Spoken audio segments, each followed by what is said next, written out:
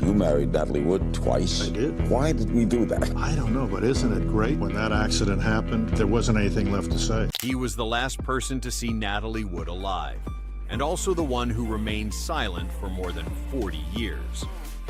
That night on the yacht, Splendor off Catalina Island, the sounds of argument echoed among the waves, alcohol and jealousy.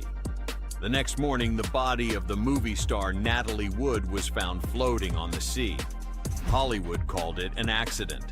The police called it a mystery. And Robert Wagner, the husband, the co-star, the first love, never spoke. After that, he kept living, acting, smiling on the red carpet while the public whispered, "What did he do that night?" Now Wagner has only a photo of Natalie on the shelf, a cold house, and memories that can never be erased. His tragedy is being seen by the whole world as a murderer, yet he himself does not know whether he is innocent or not. And from that moment, his entire life turned into a trial that would never end. Let's find out what heartbreaking tragedies Wagner has gone through at the age of 95. 1. 40 years later, I can still hear the sound of the waves hitting the hull that night, and her voice calling my name. Those words, softly spoken in a late interview by Robert Wagner, sounded like a confession choked between memory and torment.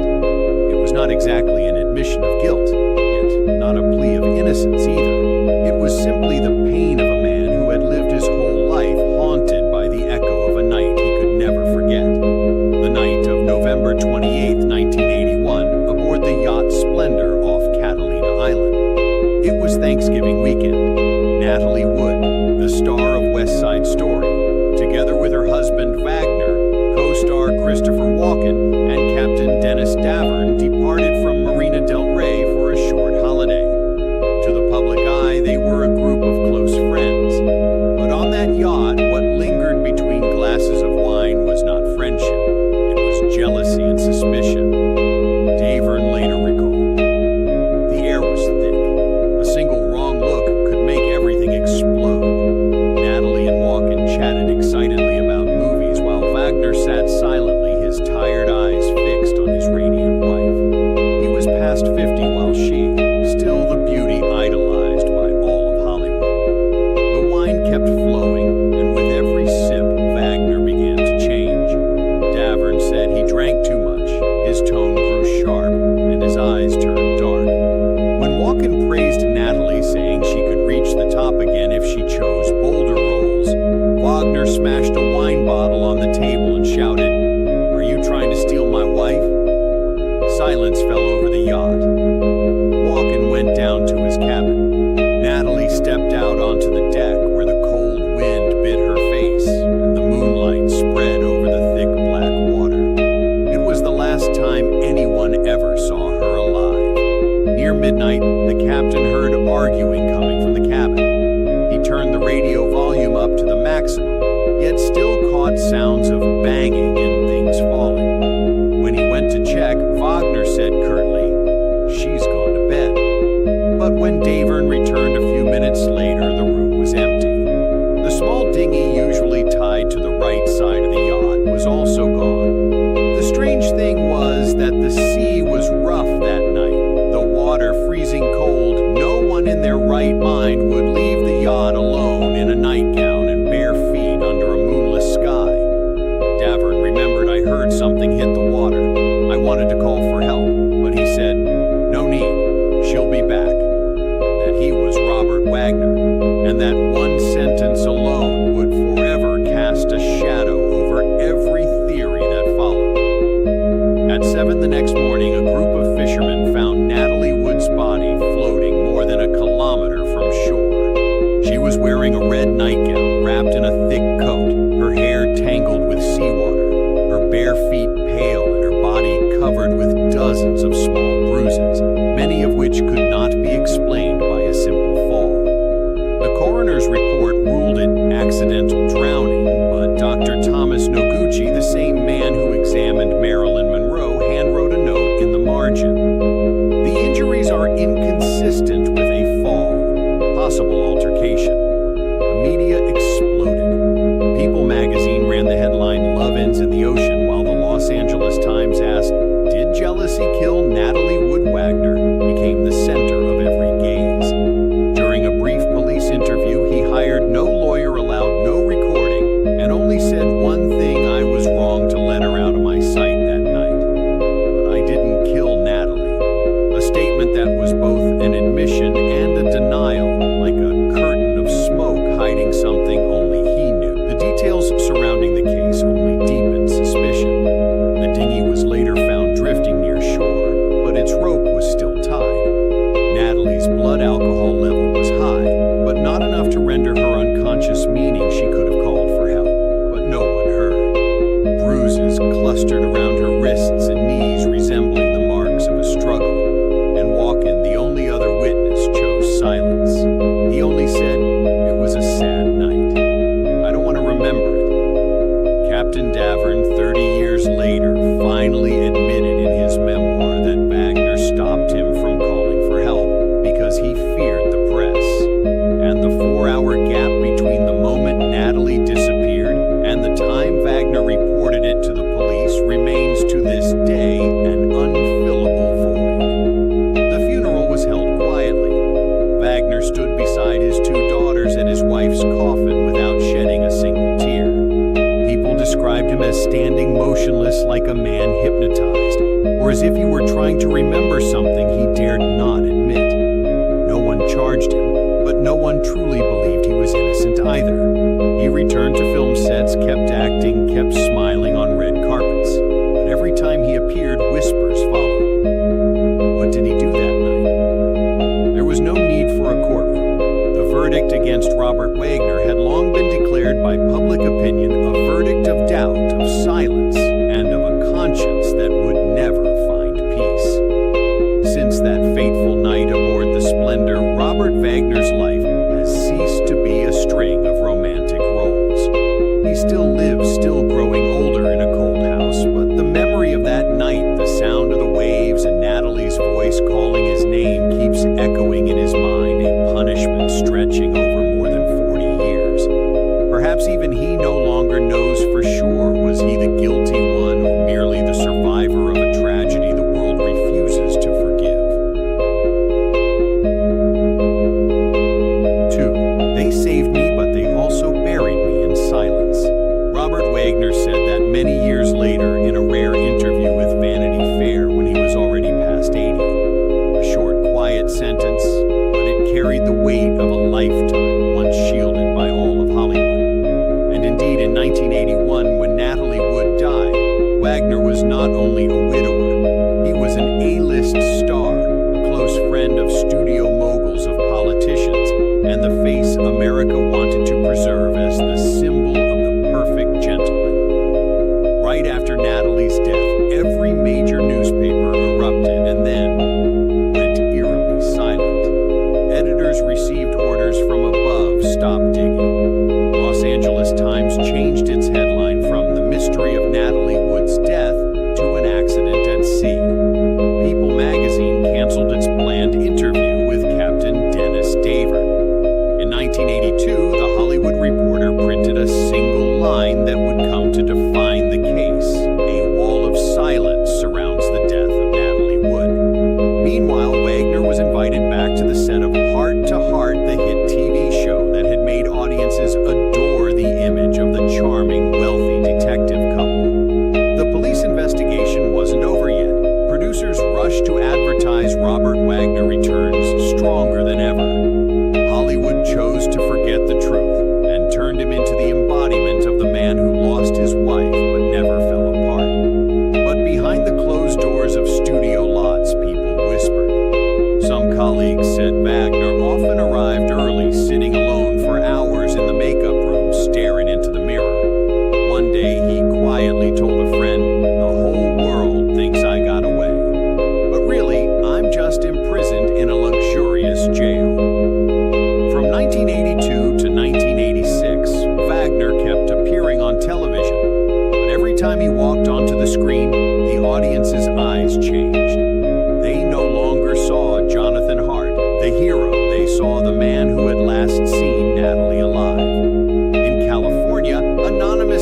kept arriving at his house.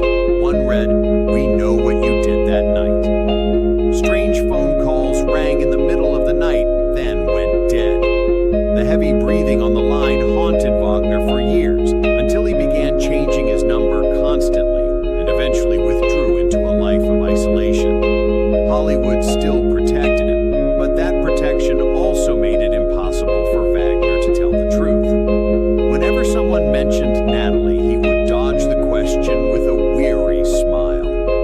"We had beautiful memories. Don't hurt her anymore." To the media, it sounded like the calm, gracious answer of a grieving husband.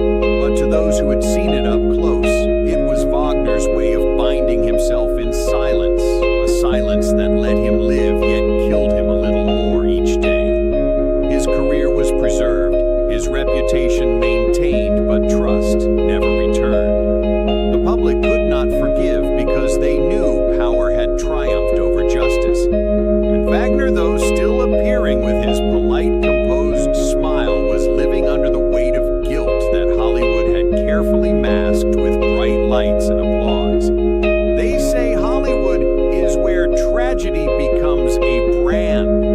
Perhaps that's true, because while Natalie Wood's death slowly turned into a melancholy legend, Robert Wagner had to keep playing the greatest role of his life, the role of the innocent man. A role with no dialogue, only eyes and silence. He once confessed, "If they hadn't saved me, I might have told everything long ago." But when people give you the chance to live, you pay for it with silence. That was the voice of a man who knew that being forgiven by power is its own form of imprisonment in guilt. And from the moment Hollywood chose to cover up the truth, Robert Wagner's tragedy was no longer the mystery of one night, but the life sentence that would haunt him for the rest of his days. 3. The cruelest thing isn't being doubted by the whole world. It's when your own child looks at you as if you're at fault. Robert Wagner said that in a 2016 interview, when asked about his relationship with his daughter, Natasha Gregson, she was only 11 when her mother died and grew up between two opposing stories. "Father is a hero, and father is the one who hurt my mother."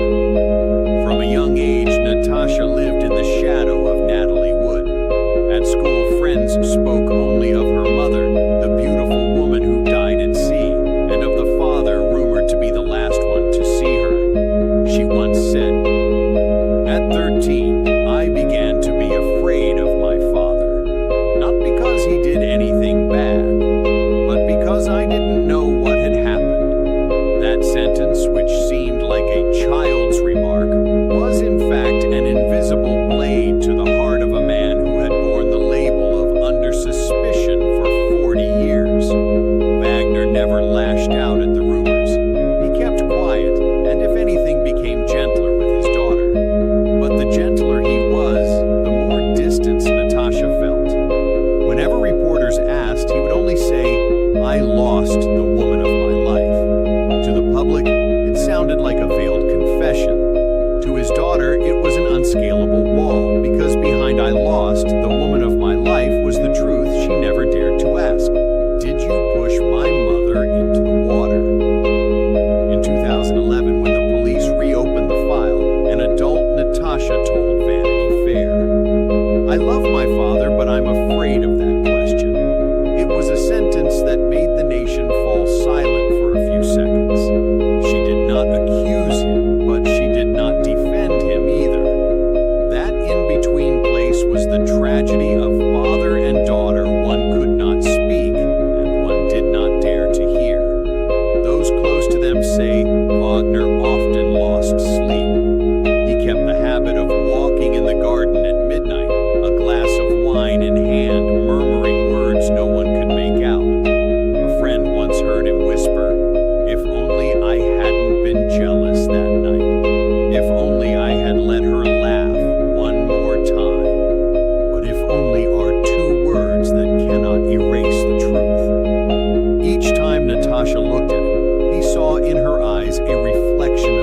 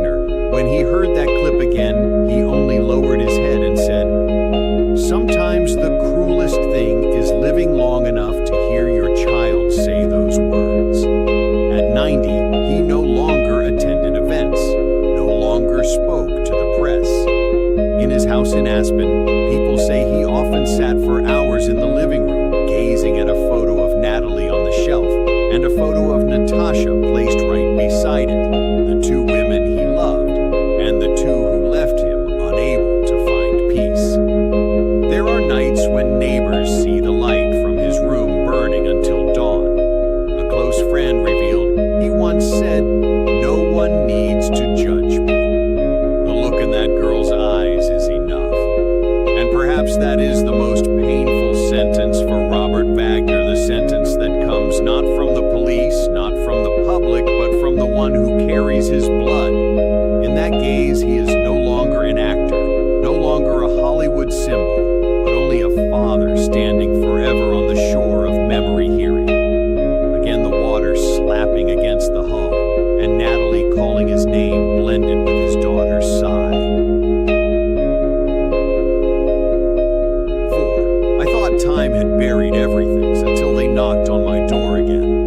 He said that one evening in 2011 when he learned that the Los Angeles police had decided to reopen the Natalie Wood case after 30 years. At 81, he had thought he could grow old in peace. But the past, the thing he had tried to forget for 4 decades, returned tapping gently at the door of his memory, and this time it refused to leave. It all began with a television interview. Dennis DeVerne, the captain from that night, suddenly appeared on NBC News and said, "I believe Natalie died after an argument, and Wagner didn't want anyone to help her." The line was like a hammer blow that shattered the dust covering a case thought to have gone cold. Within hours, major outlets like the Los Angeles Times, The Guardian, and CBS News simultaneously resurfaced the old images: Natalie in a red dress, Wagner on a red carpet, and a bold caption. The Natalie Wood case reinvestigated after 30 years. The Los Angeles police reopened the file for the first time since 1981. Forensic photos overlooked statements, evidence thought to be useless. All of it was re-examined. And with that, once again, the name Robert Wagner appeared on the investigative list. He was no longer the grieving husband, as the media once called him. In the new file, he was a person of interest, the term used when investigators believe someone knows more than they have said. CBS News reported. For the first time in 37 years, Robert Wagner's name appears among persons of interest. The story spread quickly across every channel. Talk shows, podcasts, and documentaries began to analyze, deconstruct, and reconstruct the fateful night with 3D graphics, witness accounts, and expert conjecture. People debated every detail from the raised voices to the dinghy's rope. But amid all that noise, Wagner remained silent. He declined interviews, skipped press conferences, and issued only a brief statement: "I have nothing to say." The cool Wagner-style reply stirred public debate anew. Because after so many years, silence no longer looked like sorrow. It looked like something deeper. Reporters began to surround his home in Aspen. They set up outside the gate, taking pictures of everything from his grocery runs to his walks in the yard. Once Wagner opened the door, looked straight into the lens, and said, "I've lived long enough to know that no one is truly forgiven in Hollywood." Then he turned and closed the door. During those days, close friends say he hardly slept. Each night he watched the news again, reread old articles, and asked himself whether time was truly punishing him or merely returning what he owed. The housekeeper recounted that once in the middle of the night, he called her in and asked, "Do you think a person can survive a 40-year untruth?" She did not answer. He did not ask again. In 2018, the Los Angeles County Sheriff's Department officially referred to Robert Wagner as a person of interest in the death of Natalie Wood. The words rang cold like a ruling. International media erupted. The man once shielded by Hollywood is now officially a person of interest. But as the world waited for him to speak, Wagner still chose silence. No rebuttal, no explanation, no justification. Only one line in a statement sent to CBS: "I said everything that needed to be said long ago." At 88,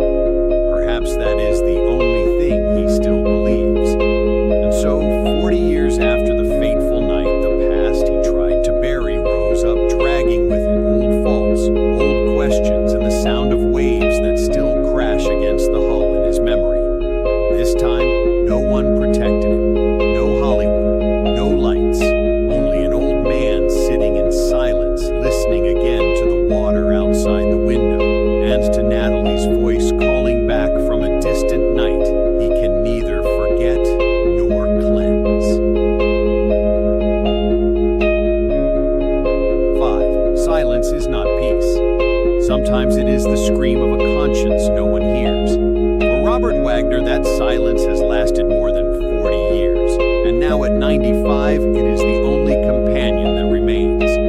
In the 2020s, he all but vanished from public view, retreating to a quiet life with his wife, Jill St. John, in a small house in Aspen, Colorado, where snow lies white year-round, cold and still. That house is like a refuge for a weary spirit, a place where he avoids cameras, crowds, and the questions he has never been able to answer. Those who know him say that each morning Wagner sits for hours before a photo of Natalie in a silver frame now dulled with age, his gaze distant, saying nothing. An old friend told the Daily Mail he believes fate has punished him with longevity. Perhaps living too long is a punishment, especially when each day begins with the same memory. No court has sentenced him, but public opinion has never truly forgiven. In Hollywood, people may forget quickly, but stains on a reputation never quite fade. Once a hero to millions of viewers, Wagner is now an emblem of unsettling silence. A name once paired with the image of a refined gentleman is now mentioned alongside person of interest. He does not react, does not argue. In recent years, whenever reporters try to reach him, the gatekeeper simply shakes his head. He isn't seeing anyone. A neighbor recalls. In the evenings, he often opens the window to let the wind in and sits for hours without a word. Once I heard him softly call a name, Natalie. At this age, Wagner may have forgotten many things, the films, the honors, the glittering parties, but he cannot forget that night off Catalina when fate turned his life in another direction. The older he gets, the sharper the memories become. People say he often wakes in the night, hearing the wind hiss through the cracks, as if it were the same waves slapping the hull all those years ago. Sometimes he calls an old friend just to ask, "Do you think someone can make amends by simply surviving?" No one answers because no one knows whether survival is truly a reward or just another form of reckoning. Hollywood has forgotten him. The public no longer debates. Yet in that forgetting, Wagner exists like a shadow, a reminder that sometimes the greatest sentence does not come from the law, but from within one's own soul. And perhaps at 95 in a quiet house amid Aspen's winter, Robert Wagner still hears the waves against the splendor, a reminder that the past never truly dies. It only grows quiet and waits for you to open your eyes. 6. There are people who are not punished for what they've done, but for living long enough to face the consequences. That saying may fit Robert Wagner more than anyone else, the man who has lived more than half a century in silence, standing between two shores being cared for and being questioned. Now, with hair white as snow skin lined with time and a voice weary and slow, Wagner no longer appears on television, no longer takes on roles. His entire life is confined to a quiet house in Aspen, where beyond the window there is only wind and snow. There he is no longer an actor, no longer a suspect, no longer the gentleman of Hollywood. He is simply a man who has lived too long with the same haunting memory.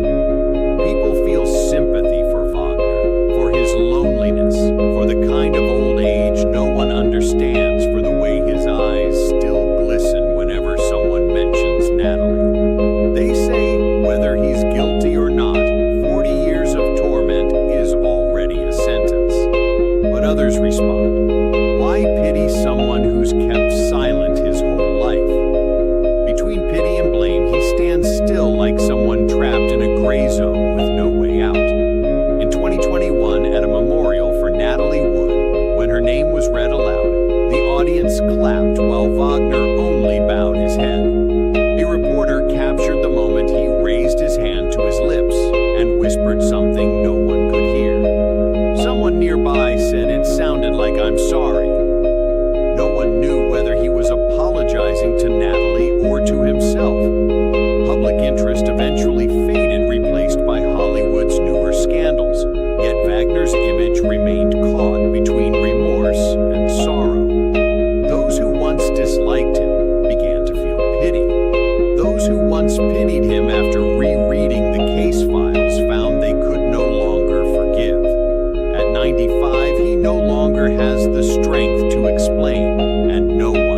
us to listen. The truth, if it exists, has sunk deep with Natalie beneath the ocean. As for Wagner, he still lives, but as if drifting on the surface of memory each day farther from shore. They say there are two kinds of survivors, those who are saved and those who are left behind. Wagner belongs to the second.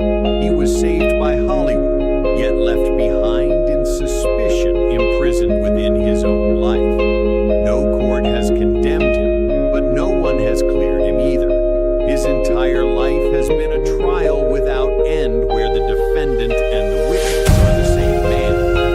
That is the tragedy of Robert Wagner's final years, his body spared, by time his soul forever held captive. People may think compassionate or resented, but when they look into the dim eyes of the 95-year-old man, they all must admit in that silence there still echoes a sound of the waves of Catalina still beating in his mind like a never-ending hurricane. 4 years have passed, yet the waves of Catalina still crash against the shore like a heartbeat of unanswered questions. Robert Wagner, the man once celebrated by Hollywood, simple grace now in silence with him. No one knows what is really happening. They only know that some pains never fade, and some truths no one dares to speak. Perhaps in the end only one question remains for us: was he the one at fault, or merely a man who lived too long carrying the weight of someone else's mistake? If you have your own answer, share your thoughts below. And don't forget to like, subscribe, and turn on the notification bell to join us as we uncover the hidden stories behind Hollywood's glamour, where every legend has its shadow and you deserve to know the truth.